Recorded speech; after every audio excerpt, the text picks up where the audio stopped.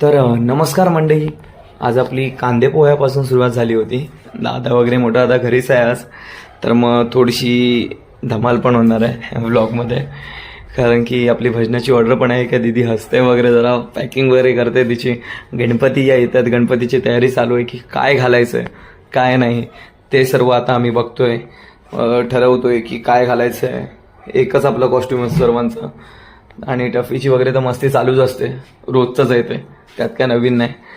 आणि आपल्याला जायचं होतं पालखीचा जो आपण जनरेटर घेतला होता मोठावाला, जो काय आपला यूजला आलाच नाही, बट तरी पण आपण एक्स्ट्रा स्क्वेअरमध्ये ठेवला होता, तो सोडायला जायचा होता. म्हणून दादा गाडीची साफसफाई वगैरे करतोय. पोडा भाई आपल्यासोबत आहेत आणि आपण तर आहोतच. चला मग जनरेटर वगैरे सोडूया आणि पुढे आता जायचं आपल्याला भायखळ्याला. कारण की आपली आहे भजनाची ऑर्डर म्हणजे आपल्याला बोलवलं आहे. साईंचं भजनी सोहळा विकी दादा जे आहेत आपले आणि विघ्नेश दादा, त्यांचं भजन आहे भायखळ्याला. त्यांनी आपल्याला इन्व्हाइट केलं आहे, सो आपण त्यांच्यामध्ये पण जातो आहे.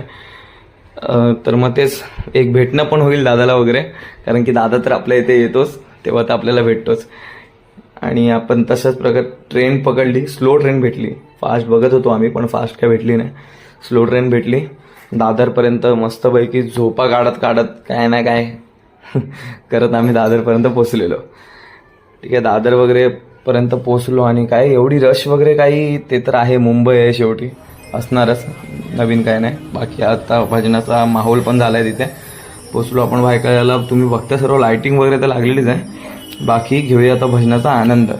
चला, साईनाथ. माझ्या साईंना भेटाया तुम्ही